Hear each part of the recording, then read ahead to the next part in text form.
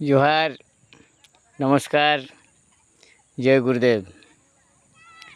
एर आगे मोटामुटी आमी कृषि प्रधान नैसर्गिक जिरो बजेट फार्मिंग जे कृषि हय से कृषिर 5टा पेज ছেড়েছিলাম। আজকে বলবো যে আমাদের যে গোমাতা দেশি গাই দুধ সবার ভালো লাগে, কিন্তু গাই পুষতে অনেক কষ্ট লাগে। তাই দেশি গাই ধীরে ধীরে গ্রাম থেকে সরে গেছে। এখন বলবো যে নৈসর্গিক জিরো বাজেট ফার্মিং যখন খেতি করছি, নৈসর্গিক জিরো বাজেট ফার্মিং মতলব অনেক লোক বুঝতে পারছে না যে এটা কি।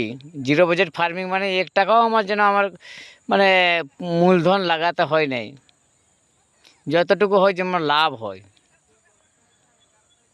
তাহলে যতটুকু হবে লাভ হবে, তাহলে কি করতে হবে? দেশি গাই রাখতে হবে। অর্থাৎ গ্রামকে কেমনভাবে বাহার থেকে পয়সা আসবে, শহর থেকে আসবে, সেই চিন্তাটা আমরাকে করতে হবে। যেন গ্রামের পয়সা শহরকে যায় না, তার বুদ্ধি রাখতে হবে। তবে গ্রাম আমার উন্নতি হবে। আর গ্রামের মানুষ সে যেমন ঋষিমুনির দেশের সময় হাসি খুশি জীবনযাপন করতো, আবার পুনরায় সেই আমার গ্রাম এবং চাষির মুখে হাসি আসবে। তাহলে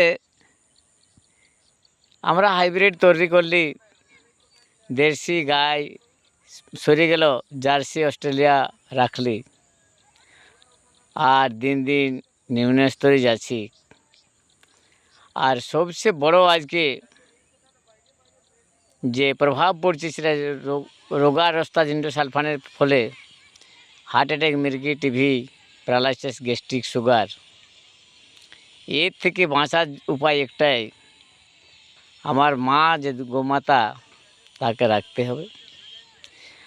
আমরা অনেক কিছু দাওয়াই ওষুধ, আজকে আমি 18 থেকে 20 সাল শুধু এই রিসার্চেই করে যাচ্ছি যে অনেক কিছু রোগ থেকে মুক্তি পাই শুধু দেশি গাই থেকেই। গ্যাস্ট্রিককে আমি হাঁটাই, প্রেশারকে মানে একদম নিউট্রালে নিয়ে আসি, সুগারকে জীবন ভরের মতন খতম করে দিই।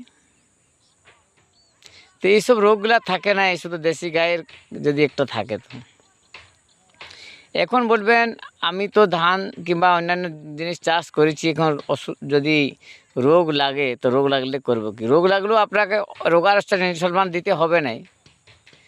আমি 3 প্রকারের কীটনাশক দওয়াই বানাই। 3 প্রকারের আমাদের হাতিয়ার আছে। কি আছে? অগ্নেয়াস্ত্র, ব্রহ্মাস্ত্র, নিমাস্ত্র। তো প্রথম ছোট ছোট পোকা যদি থাকে তাহলে সেই নিমাস্ত্র প্রয়োগ করি।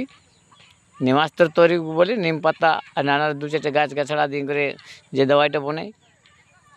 আর তার থেকে যদি বড় জটিল রোগটা হয় তাহলে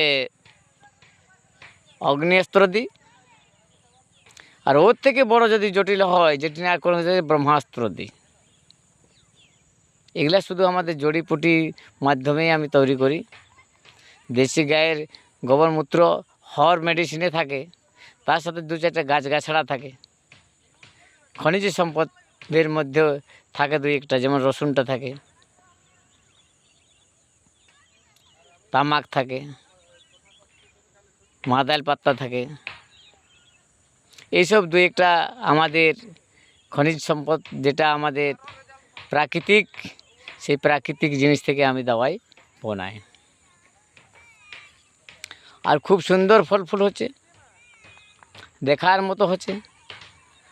তাহলে আমি বলবো যে বেশিরভাগ মানুষ আজকে আপনারা যতই মাস্টার হন, ডাক্তার হন, আর টেলকোয় কাজ করুন আর টিস্কোয় কাজ করুন, যতই লোহা লক্কর তৈরি করুন, খাতে হবে কিন্তু ভাত আর রুটি। বাঁচে থাকার জন্য দুটো একদম আপনার কম্পালসারি আছে। তাই আমি বলবো যদি আপনাদের সেই কৃষি প্রধান দেশে আপনারা আছেন, তাহলে খাবারটাকে অবশ্যই সম্মান দিবেন, আর চাষিরাকে অত নিচা নজরে দেখবেন নাই। না হলে আপনি নিজেকে মালিক ভাবছেন, আপনার উপর থেকেও কেউ মালিক আছে, যে প্রাকৃতিক বলা হয় ঈশ্বর ভগবান। চাষিরাকে নিন্দা করে, চাষিরাকে মাকড় জালে ফাঁসায়, কাঁদায়, কোনোদিন দেশ উন্নত হতে পারে নাই। তাই বলবো যে চাষের জন্যে আবার যদি কোনো কিছু আপনাদের জানকারি নেওয়া থাকে, কমেন্টের মধ্যে অবশ্যই জানাবেন। আর আরও যদি বলেন, আমি প্র্যাকটিক্যাল সহ আপনার ঘর যাব, দেখাবো, হ্যাঁ না? আর আমি বলবো, আমি চাই, অন্য কিছু চাই নাই, যে মাকড় জাল থেকে কীভাবে ফাঁসবে,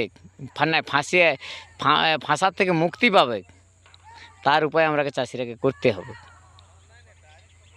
মাকড় জালে যেভাবে ফাঁসিয়ে আছে আর কাঁদছে নিরন্তর, তার থেকে মুক্তি এবং সমস্ত চাষি মুখে হাসি। আর আমাদের সেই পূর্ণ আধ্যাত্মিকে ঘুরে আসা, আমরা যেমন হাল পূর্ণা করি, ধান লাগালে মানে যেটা পূজা পাঠ করে ধান লাগাই, সেগুলো যেন আবার ফিরে আসে। আর মাঝে মাঝে সেই সঙ্গীত চালু করব। তাই অনুরোধ করব, এই ভিডিও আপনাদের শুধু পার্সোনালি নেই, সমস্ত দেশের কাজে লাগবে। তাই বেশিরভাগ দেশের কাজ করতে পারুন আর না পারুন, যে যদি দেশের কাজ করতে ইচ্ছুক আছে অবশ্যই তাকে সাপোর্ট করবেন।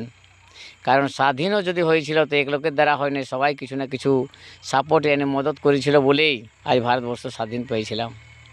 আজ আমরা সেই যে মাকড় জালে বসে পরাধীন অবস্থায় কাঁদছি, তার থেকে মুক্তি পাওয়ার জন্য আপনাদের সাপোর্ট দরকার। আর এখন ধীরে ধীরে আমাকে কিছু কিছু কৃষি বিজ্ঞানওয়ালারা আমাকে ডাকতে খুঁজছে, যে ওনাকে আনো, উনি তো একটা ট্রেনার আছে, দেখি ওনার ভিতরে কী আছে। তাই আপনাদের মদত দরকার। আর এই সোশ্যাল মিডিয়া এত সুন্দরভাবে এখন তৈরি হয়ে গেছে যে আপনারা চাইলে অনেক আগে অনেক কিছু করতে পারবো। তাই ভিডিও লাইক এবং কমেন্ট করতে ভুলবেন না, এটা আমার অনুরোধ রইল। জয় হিন্দ, জয় ভারত, বন্দে মাতরম।